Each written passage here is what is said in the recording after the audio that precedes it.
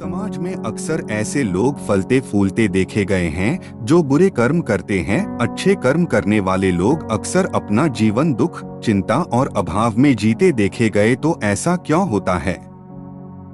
क्यों अच्छे कर्म करने वाले को अच्छा फल प्राप्त नहीं होता है और इसके विपरीत बुरे कर्म करने वाले किस प्रकार अपने जीवन में संपन्नता, खुशी, पैसा और सुख और ऐश्वर्य भोग पाते हैं?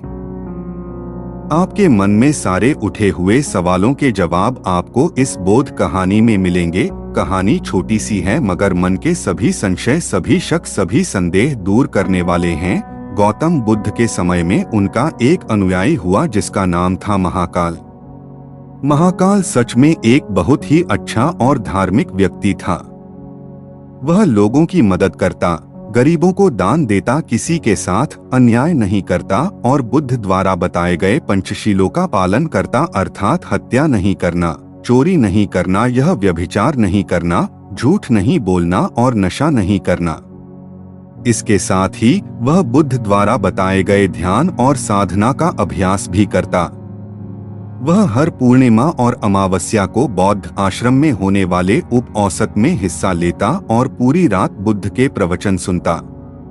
ऐसे ही एक आवश्यक के दिन उसने उपोषण किया और रात को बुद्ध के प्रवचन सुनने लगा और सवेरे जब बुद्ध के प्रवचन समाप्त हुई तो आश्रम से निकलकर वह पास के ही तालाब में नहाने के लिए चला गया।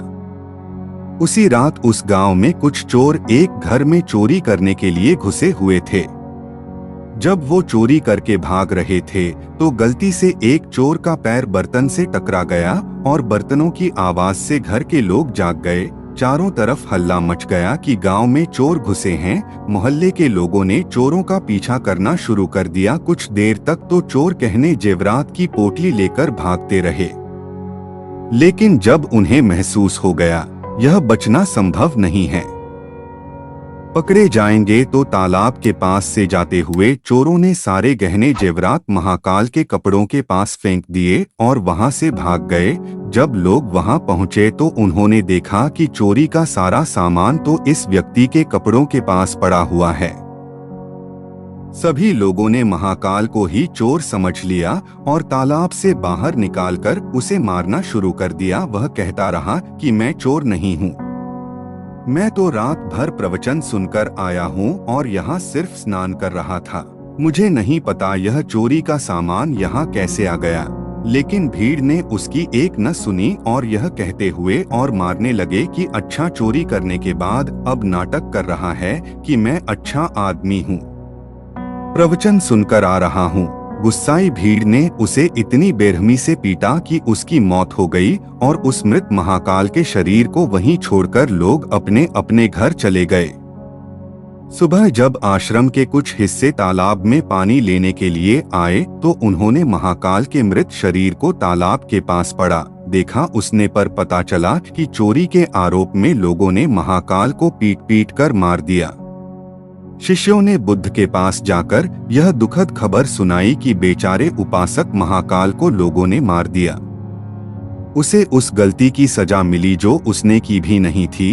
बुद्ध शिष्यों के द्वारा की जा रही अलग अलग बातों को बस ध्यान पूर्वक सुन रहे थे। तभी उनमें से एक शिष्य बुद्ध से पूछ लिया, बुद्ध, यह बात तो आप भी जानते हैं कि महाकाल कितना अच्छा इंसान था। उसने कभी किसी के साथ कुछ गलत नहीं किया, फिर उसके साथ इतना गलत क्यों हुआ? बुद्ध ने कहा, महाकाल इस जन्म में तो अच्छा था, लेकिन आज जो भी उसके साथ हुआ यह उसी के कर्मों का फल है जो उसने पूर्व जन्म में किए थे। अपने पिछले जन्म में महाकाल वाराणसी के राजा के यहाँ एक राज अधिकारी था। वाराणसी के पास एक बड़ा सा व्यावसायिक गांव था जहां पर पहुंचने के लिए एक जंगल को पार करना पड़ता था। लेकिन उस जंगल में कुछ लुटेरे रहते थे जो कि वहां से गुजरने वाले राहगीरों और छोटे व्यापारियों के सामानों को लूट लिया करते थे। व्यापारियों ने वाराणसी के राजा से अपनी सुरक्षा की गुहार लगाई तो वाराणसी के राजा ने अपने उस राज अधिकारी को कुछ सैनिकों के साथ व्यापारियों से कुछ धन लेकर उन्हें जंगल पार कराने के काम पर नियुक्त कर दिया। राज अधिकारी महाकाल भी अपने काम को पूरी ईमानदारी से कर रहा था। वह लोगों से कुछ धन लेता और अपने सैनिक भेजकर उन्हें सुरक्षित जंगल पार करवा देता। एक शाम पति पत्नी का एक जोड़ा अपनी छोटी सी बैलगाड़ी में बैठकर राज अधिकारी के पास आता है और धन के बदले उन्हें सुरक्षित जंगल पार करवाने के लिए कहता है। लेकिन राज अधिकारी यह कहते हुए उन्हें मना कर देता है कि अभी जल्दी रात होने वाली है, इसीलिए वह उनकी और अपने सैनिकों की जान खतरे में नहीं डाल सकता। उन्हें जंगल पार करने के लिए सुबह तक का इंतजार करना पड़ेगा।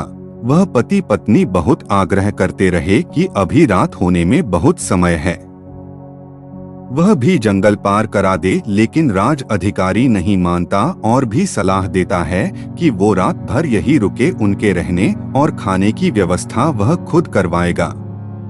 पति पत्नी को मजबूरन उस राज अधिकारी की बात माननी पड़ती है।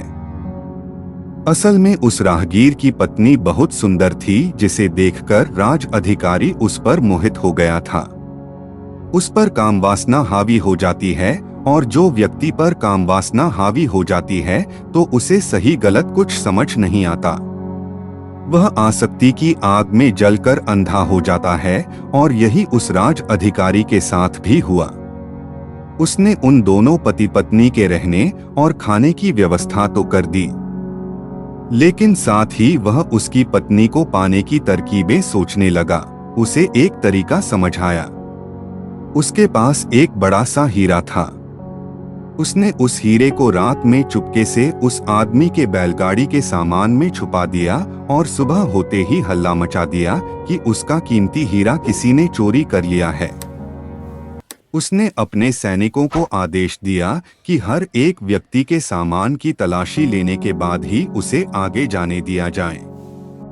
सैनिकों ने तलाशी ली तो योजना के अनुसार हीरा उस पति पत्नी की बैलगाड़ी के सामान में छुपा मिला।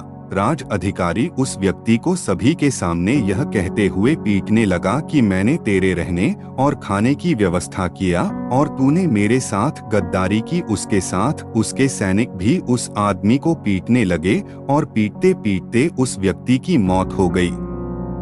बाद में राज अधिकारी ने अपने रुतबे और दौलत के दम पर उस स्त्री को अपनी पत्नी बना लिया, क्योंकि पिछले जन्म में महाकाल ने सिर्फ उस स्त्री को प्राप्त करने के लिए उसके पति पर झूठा आरोप लगाकर बेवजह उसकी निर्मम हत्या कर दी थी। इसीलिए पिछले जन्म में ही उसकी मृत्यु के पश्चात उसे नर्क प्राप्त होता है और नर्क में बहुत दुख भोगने के बाद उसे इंसानी जीवन मिलता है। लेकिन इस जीवन में भी उसके पिछले कर्म उसका पीछा नहीं छोड़ते और उसके साथ ही वैसा ही होता है जैसा उसने उस स्त्री के पति के साथ किया था। महाकाल को उस चोरी की सजा मिलती है जो उसने की भी नहीं थी।